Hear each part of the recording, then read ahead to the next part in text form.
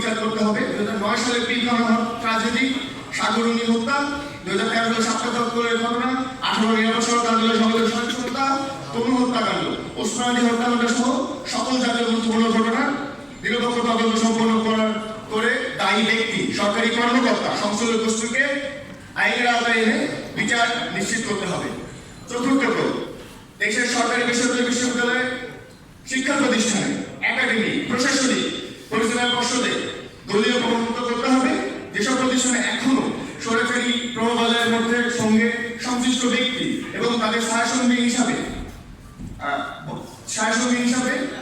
পক্ষপাতদুষ্ট আচরণ করছে, শিক্ষার্থীর সাথে বিভিন্ন হয়রানিমূলক আচরণ করছে, নির্দিষ্ট রাজনৈতিক দলের বলয়কে অনেক সুবিধা প্রদান করছে, বিশ্ববিদ্যালয় প্রশাসনকে প্রশাসনিক কার্যক্রম স্বচ্ছতা জবাবদিহিতার ঘাটতি পরিলক্ষিত হচ্ছে। সেখানে মেধাভিত্তিক স্বচ্ছ জবাবদিহিতামূলক প্রশাসনিক কাঠামো প্রতিষ্ঠা করতে শিক্ষার্থীরা স্বার্থ সর্বোচ্চ গুরুত্ব পায়। এবং আমরা লক্ষ্য করছি এখনো বিভিন্ন শিক্ষা প্রতিষ্ঠানে একটি গুপ্ত সংগঠন এবং তাদের ছাত্র সংগঠন আছে তারা সাধারণ শিক্ষার্থী রূপে এই স্বৈরাচারে যারা সহযোগী ছিল তাদের দাবিদার বাস্তবায়ন করতে এবং তারা সমর্থন করছে।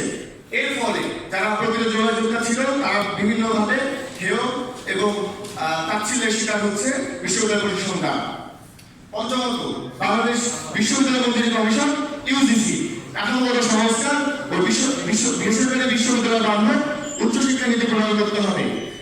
অধিকাংশ সরকারি পাবলিক ইউনিভার্সিটি যেহেতু স্বায়ত্তশাসিত, সেক্ষেত্রে ইউজিসির তেমন কোনো হস্তক্ষেপ থাকে না, কিন্তু বেসরকারি বিশ্ববিদ্যালয় হয় প্রকৃত হস্তক্ষেপ এবং নিয়ন্ত্রণ কিন্তু ইউজিসির মাধ্যমে হয়ে থাকে।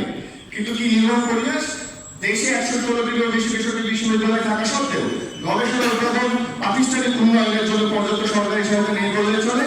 আমার জানার মধ্যে ইউজিসি থেকে কোনো রকম প্রণোদনা বা কোনো আর্থিক সহায়তা বেসরকারি ইউনিভার্সিটিকে দেওয়া হয় না। একই সঙ্গে ইউজিসি নীতি নির্ধারণী পর্যায়ে বেসরকারি বিশ্ববিদ্যালয়ের প্রতিনিধিত্ব অত্যন্ত সীমিত। আমরা দাবি জানাই ইউজিসিকে আরো অন্তর্ভুক্তিমূলক এবং বেসরকারি বিশ্ববিদ্যালয় বান্ধব গড়ে তোলা হোক এবং নীতি নির্ধারণী পর্যায়ে যোগ্য প্রাইভেট ইউনিভার্সিটি শিক্ষকদের অন্তর্ভুক্ত করা হোক। গবেষণা ও একাডেমিক উন্নয়নের জন্য প্রয়োজনীয় সরকারি অনুদান ও সহযোগিতা সম্প্রসারণ করা হোক।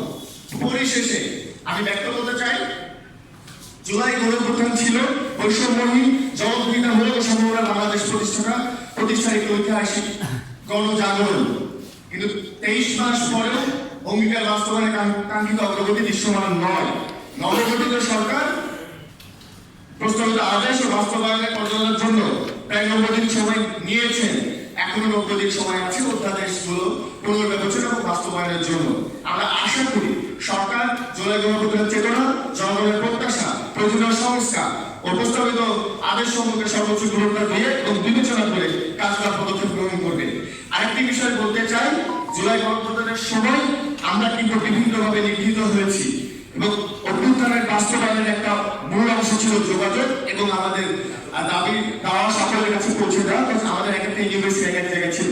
সেই জায়গা থেকে 16 তারিখে যখন আমরা জানতে পারি আবু সাইদকে হত্যা করা হয়, এইটা কিন্তু প্রিন্ট মিডিয়ার মাধ্যমে, ডিজিটাল মিডিয়ার মধ্যে, সোশ্যাল মিডিয়া আমরা দেখতে পাই, তখনই অ্যাকচুয়ালি সিদ্ধান্ত নিই এই আন্দোলন শুধুমাত্র সম্প্রতি বা বাসায় বসে নিজ ক্যাম্পাসের সামনে বসে এই কোটা আন্দোলনের সম্পর্কে শেষ নয়।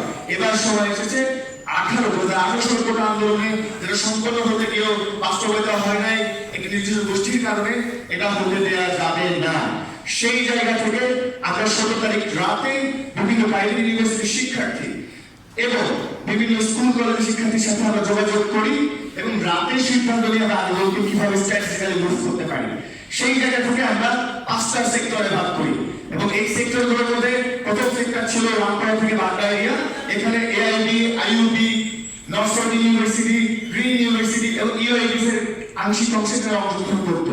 2 নম্বর সেক্টর হিসেবে ছিল বাড্ডার পরে রামপাড়া অঞ্চল, ওখানে ছিল কানাডিয়ান ইউনিভার্সিটি। একটা বিষয় বলতে চাই, বিশ্ববিদ্যালয় হিসেবে কানাডিয়ান ইউনিভার্সিটি নামটা আমরা অতটা পরিচিত না, কিন্তু 2024-এর 18 জুলাই যে রণক্ষেত্রটা তৈরি হয় রামপুরায়, এই রণক্ষেত্রের সময় কানাডিয়ান ইউনিভার্সিটির মধ্যে, এবং ওখানে কিন্তু অনেক শিক্ষার্থী মারা যায়। কিন্তু পাশে একটা পরিচিত এবং স্বনামধন্য প্রাইভেট ইউনিভার্সিটি থাকার কারণে হয়তো আমরা শুধুমাত্র ইউনিভার্সিটির আমরা নিয়ে থাকি। তো আমরা চাই ক্যানাডিয়ান ইউনিভার্সিটির শিক্ষার্থীরা যেন তাদের অংশগ্রহণ স্বীকৃতিটা পায়। সো 3 নম্বর হিসেবে ছিল ঢাকা ইউনিভার্সিটির অংশটা, কেন্দ্রীয় শহীদ অংশটি, এবং 4 নম্বর এবং 5 নম্বর হিসেবে ছিল উত্তরা, মিরপুর উত্তরা এবং যাত্রাবাড়ির আংশিক অংশ। তো এই স্ট্র্যাটেজিক্যাল জায়গা থেকে আমরা 17 তারিখে নিজ নিজ স্থানে আন্দোলন নিজ নিজ স্থানে 17 তারিখে প্রাণনাশের আন্দোলনকে আমরা আন্দোলন করে তুলি। 17 তারিখে একটা ঘটনা ঘটে ইউআইর সামনে তারা স্বেচ্ছাসেবক লীগের সাথে একটা সংঘর্ষ তৈরি করে, তারা আশঙ্কা করছিল এবং তাদেরকে হুমকি দেওয়া হয়েছিল 18 তারিখে তাদের উপরে হামলা এবং তাদেরকে আহত করা হবে।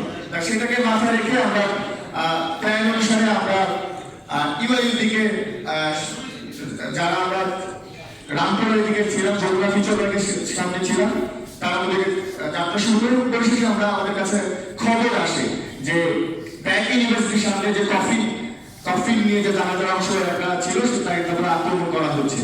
তো আমরা ওখানে যাই এবং ওখানে আমাদের উপর যে নির্মম এবং নির্বিচারে গুলি করা হয়, হামলা করা হয়, গ্রেনেড, সাউন্ড গ্রেনেড,